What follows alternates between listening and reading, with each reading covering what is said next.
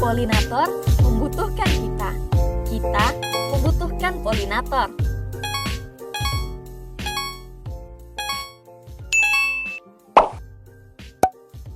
Burung, kelelawar, kumbang, mamalia kecil, kupu-kupu, dan yang paling berperan sebagai polinator yaitu lebah yang menyerbuki tanaman, bertanggung jawab untuk memberi kita satu dari setiap 3 gigitan makanan. 75% dari semua tanaman berbunga di bumi membutuhkan bantuan polinator. Perubahan iklim membuat bunga mekar setengah hari lebih awal setiap tahun, yang berarti bahwa tanaman sekarang mekar sebulan lebih awal dari 45 tahun yang lalu. Tanaman mekar lebih awal ini berarti mereka tidak diserbuki dan lebah dibiarkan tanpa makanan. Perubahan iklim juga telah secara signifikan mengubah suhu dan pola curah hujan, yang pada gilirannya mengubah distribusi tanaman dan waktu berbunga mereka. Ketika bunga dan tanaman mekar lebih awal karena suhu yang tidak teratur dan berubah, rekan penyerbuknya mungkin tidak siap atau tidak tersedia untuk memakan serbuk sari dan dapat memengaruhi kesehatan lebah. Halo Keepers! Nah, kali ini kita akan mengunjungi salah satu kawasan yang memanfaatkan hasil keanekaragaman hayati. Nah, kita akan melihat apakah ada pengaruh dari perubahan iklim terhadap hasil keanekaragaman hayati. Salah satunya adalah produksi madu hutan. Keep Earth Borneo kali ini membawa cerita mengenai panen madu yang telah berkurang sejak tahun 2019 dari Desa Kayung Hulu, Kabupaten Ketapang, Kalimantan Barat. Panen madu di desa ini sudah semakin berkurang, bahkan tidak ada. Berikut cerita dari Bang Juki, warga lokal yang mengajak warga setempat untuk melihat peluang dari hasil hutan bukan kayu. Madu untuk dijadikan salah satu sumber penghidupan dengan cara pemanenan madu secara lestari. Nama saya Juki, Mbak. Mas Juki, Abang Juki ya, oke. Kalau tinggal di Desa Kayung Hulu, rasanya tuh sejak lahir sudah di sini deh. Sudah di sini. Sudah di sini. Oke. Kayaknya bukan petani, tapi teman yang memfasilitasi teman-teman petani di sini, yang memberi semangat, memberi motivasi. Kebetulan ini peluang yang bagus untuk sebuah usaha, untuk penambahan ekonomi bagi mereka. Jadi saat ini mungkin hampir 2 tahun masuk ke 3 tahun ini, ya 3 tahun lebih sedikit lah. Itu hasil panennya tidak memadai, tidak terlalu banyak, tidak kayak biasanya. Tidak musim buah, pasti tidak musim madu. Nah, kalau saya juga pertama indikasi itu ya, kita bisa iakan. Kemudian yang kedua faktor iklim. Iklim ini pun kalau iklimnya seperti sekarang perubahan luar biasa, panas nggak nentu, hujan juga nggak nentu, perkiraan cuaca juga sekarang udah amburadul dah kalau kita lihat gitu kan. Nah kalau di sini juga lumayan hasil pembukaan lahan yang cukup luas. Cukup luas itu kalau menurut saya cukup berpengaruh. Kenapa saya bilang begitu? Cakupan sumber mereka cari pakan itu hampir sudah nggak ada. Itu yang menyebabkan mungkin berkurangnya ke situ. Tapi tidak, kalau wilayah-wilayah yang pohon lalaunya itu masih ada, itu mereka memang dijauhkan. Tapi tetap saja kalau menurut saya itu tetap berpengaruh ke sumber pakan mereka. Itu begitu, karena mereka ini tahunan, artinya hanya musim-musim tertentu saja mereka masih bisa bertahan. Kalau bunga pohon ini belum ada, itu udah pasti. Nah yang mereka kalutkan itu kenapa pohon buah ini tidak berbunga. Nah itu yang mereka cari. Kalau pohon buah itu berbunga, itu udah, kami ini udah pasti, itu udah muncul dan mereka itu pasti kami panen. Nah, sangat bermanfaat sekali.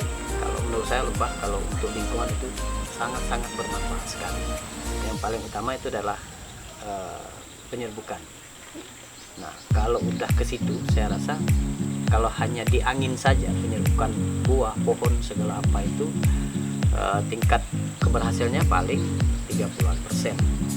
Tetapi kalau dengan madu bisa 80-90%. Bahkan dari madu menyilangkan serbuk sari tanaman itu memunculkan varietas baru. Dan menurut saya sendiri melihat hasilnya beberapa jenis pohon buah yang ketika kita tanam itu dia ada yang tanam pohon nih, misalnya satu pohon durian, kita pohon durian rasa ini kita tanam tapi tidak jadi seperti induknya. Nah, karena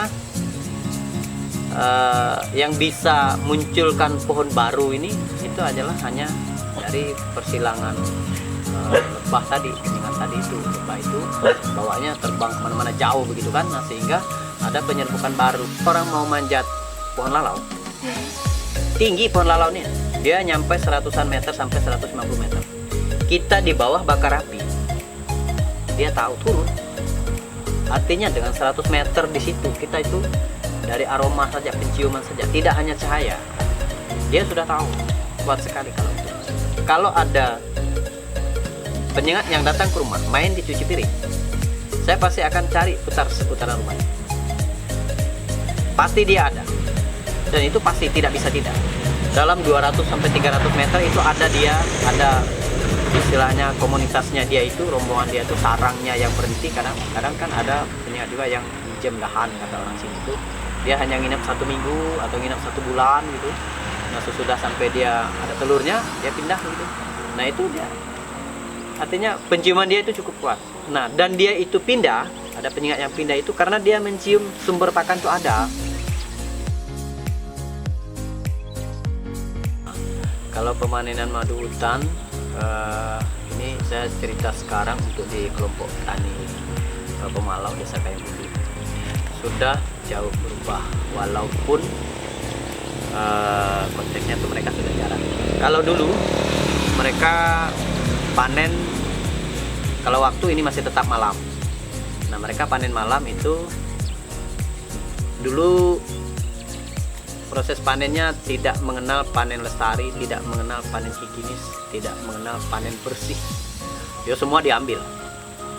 Anak diambil, hanya induk yang terbang itu aja yang dibuang, dibakar. Mereka bawa api, bawa ada khusus biasanya dari pelepah pisang, kelapa itu yang dijemur, diikat, itu untuk pembakarnya. Mereka sebakar, buang induknya, semua diambil. Sarang, telur itu ambil semua, karena telur itu adalah vitamin buat mereka, vitamin dan obat. Nah, kemudian sudah kita kenalin, pertama panen lestari, panen menyisakan. Kemudian yang kedua higienis, yang dulunya tempat mereka itu tidak pernah pakai kantong yang steril, kantong yang bersih. Sekarang sudah tempat panen tradisionalnya sudah mereka alas pakai itu. Jadi dialas, sini namanya teronong, dari kulit kayu yang tidak bocor. Bagi mereka itu bersih, tetapi bagi bangsa pasar kita yang seperti itu adalah masih kurang nyaman lah kita lihat gitu kan. Tapi untuk memfasilitasi itu kita udah sampaikan juga, coba kasih plastik, sesudah masuk ikat, selesai itu mereka bawa turun.